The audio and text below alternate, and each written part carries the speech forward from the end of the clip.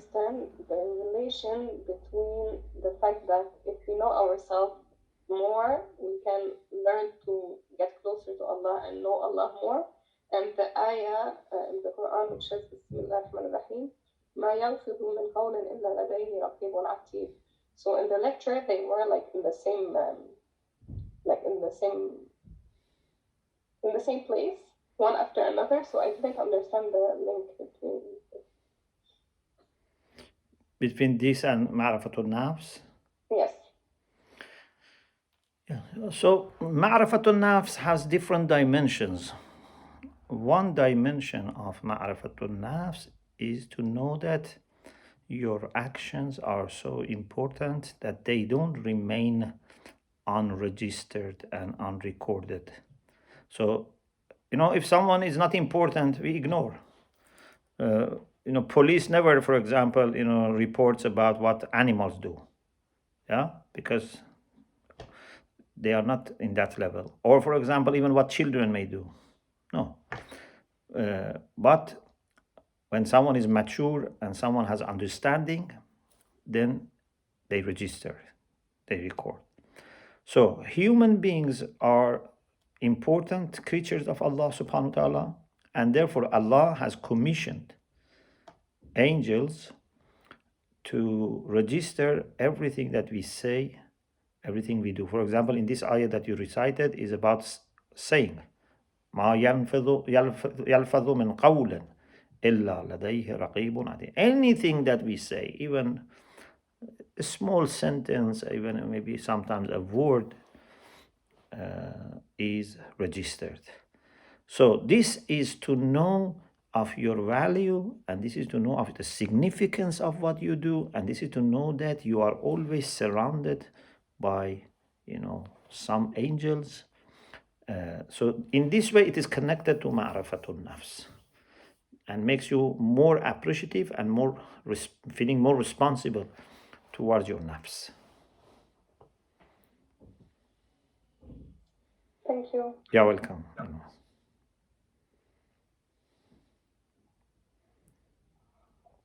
Assalamu alaikum. Assalamu alaikum wa rahmatullah. Inshallah, you're well. Thank you very much for the talk. Thank you.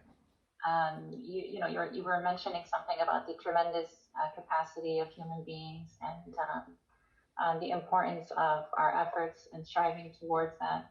And can you tell us a little bit about some of the signs that would indicate to us that we are on the right track in reaching this and just being on this journey? About efforts or in general? In general, on the path. Yeah. If we want to evaluate ourselves, on the day of judgment, of course, every person can fully judge himself or herself. اقرأ كتابك كفى بنفسك اليوم عليك حسيبا. On the day of judgment, you don't need to be judged by anyone else. You can judge yourself. But in dunya, it's difficult to judge ourselves. But at the same time, we need to judge ourselves because we need to know, are we on the right track or not? And also, if we are on the right track, are we getting the results proportional to our efforts, or we make too much efforts but we get very little? So to make sure that you are on the right track and with the right pace, you need to evaluate yourself. There is no way to escape that. So how we can evaluate ourselves? There are few things that can help. First, if you have a mentor, then that mentor who knows you personally through conventional and unconventional ways can tell you about your problems, about your success, or about your failure or weaknesses. Number two, friends. Mu'minin can help each other. Al-mu'minu mir'atul mu'min. Sometimes there is something on my face I cannot see, but if I look at into mirror, I can see it. So a mu'min helps his or her brother or sister And this is actually very important. This is why we need always feedback. If they give feedback, we should thank them. And if they don't give feedback, we should request them. Please give me feedback. What do you think about me? What do you think, I have done wrong, or if there is anything positive in me that I need to strengthen, etc. So, mu'minin, other mu'minin, friends, family members who have understanding and who have honesty can help us a lot. The third thing is your own evaluation. But your own evaluation, which is through muhasabatul nafs, needs also some training. Part of it is to know what you should become. Because if I don't know, what is expected from me, then how can I not evaluate myself? So reading Quran and reading the qualities of mu'mineen, reading history, reading lives of ulama, reading lives of pious people in the past, pious people especially in our time or close to our time. These are the things that clarify expectations, and then I can evaluate myself. Of course, I should not expect to be exactly like them. Maybe I can be better than them. Maybe I cannot be like them. I will be lower than them. We cannot say we should be 100% the same. But the direction is very important. And the characteristics that they have, we should have. Maybe the degree is different. So, to present yourself to the Quran, present yourself to the Hadith, to the life stories of ulama and pious people, and see how much you match. Another thing that is also very important is to see how public think about you, not necessarily mu'mineen or your teachers. If you see that you are a person that is normally loved by people, even people who are not Muslims or Shia, also this is a good sign. As long as you are an honest person, not a hypocrite who tries to please everyone as much as to please everyone. No, if you are doing your job, your taklif, but you are able to keep people happy and pleased, pleasure of people also is a good sign.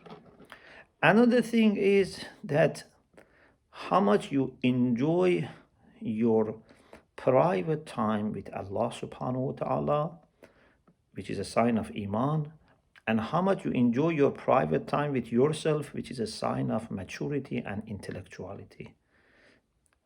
An intellectual person, even if he's not a believer, enjoys being alone. And a believer enjoys to be alone with Allah subhanahu wa ta'ala. So this is also very good. If I am on the right track, I should enjoy prayer times, private times with Allah subhanahu wa ta'ala, being lonely and feeling something, at least sometimes in my prayer, a deep sense of connection. But if it never connects and I never feel connected and I never enjoy my prayer and I never, taste the sweetness of dua, then I have to worry. Maybe there is a qasawa in my heart. There is a harshness and hard-heartedness in me. So these are few things that we can use as signs, and the hadith and things that we have about signs of mu'min in the Quran, in the hadith, all are in this direction. But I think a mu'min can very rarely be 100% sure about his or her success. I think as long as we are in dunya, we have to somehow worry that maybe I have misjudged, maybe I am not that good that I think. Inshallah, you are better than what you think. That's not too bad, that you are better than what you think, unless you become despaired. No, you should not become despaired, but it's always better to be better than you expect. But if God forbids we are lower than what we think about ourselves, that's a tragedy. So a mu'min is always worried. Am I like what I think, or I'm better or less? If I'm better, alhamdulillah. But if I'm less, if my actions are not accepted by Allah, if my intention was not sincere, if my heart is not, pure. So I think it's very hard that a person, as long as is living in this dunya, be 100% sure that he is on the right track. Maybe a man of God or a woman of God, an awliyaullah can tell us, but we ourselves can never be 100% sure. We have some khawf, some fear, but close to the time of death and before departure, inshallah, this worry goes away. So inshallah, at the time of departure, mu'mineen will go with peace of mind. Maybe up to 2 hours ago, they were worried. But at least at the time of departure, things happen and they would see things that would make them wholeheartedly willing and pleased to depart, and they would see part of the position that they have with Allah subhanahu wa ta'ala.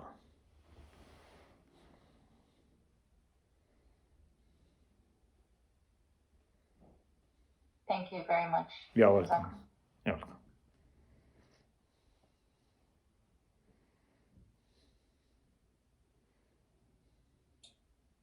Thank you, Sister Isra, for the question, and thank you, Sheikh Shamali, for the answer. It's something that I've also been wondering about, in this terms of doing a self-evaluation. How do you make sure that you're evaluating yourself objectively? Because it's true, your good deeds can blur, your bad qualities, or the things that you have to work on yourself. So thank you for giving us those tips and some guidelines for us to work with. That's great. Alhamdulillah.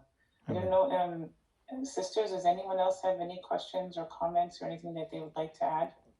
I had a question. Sorry. Assalamu alaikum, Shaykh. Assalamu alaikum wa rahmatullah. How are you? When you were talking about the jinns having kind of the capacity to be very good and very bad, but kind of less so than humans, and that capacity for their spirituality and their intellect, will this also reflect on the day of Qiyamah? Like when we are, so for sure we both have free will, but because of that kind of difference in capacity, will that reflect in the way kind of Allah subhanahu wa ta'ala does our accounting, in like the difference between humans and jinns, or will it be relatively the same? Yeah, so because of the difference that is between us and them, then their achievement also would be less, because they have less capacity, less understanding. But as I said, not that every jinn is lower than every human being. Many of them are better than him. But if they are from every aspect the same, human beings have more understanding and more willpower. Therefore, there is more value. Like, for example, same salat, 2 rak'ah salat. If an alim says 2 rak'ah salat or a jahil says 2 rak'ah salat, the value is very much different. So therefore it seems that they have also capacity for going higher and higher and higher, but because of some quality that human beings have, their achievements can be more in general. So human beings in general would be higher, but some individuals, jinns, can be higher than some human beings. All right, Jazakallah, Shaykh. You're welcome. May Allah bless you.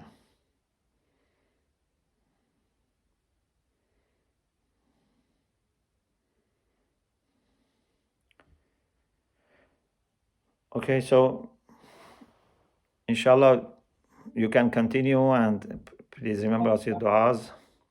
Thank you so much, Sheikh Shamali. Thank you for your time. God bless you, and our salam to your family. Thank you very much. Jazakumullah khairan.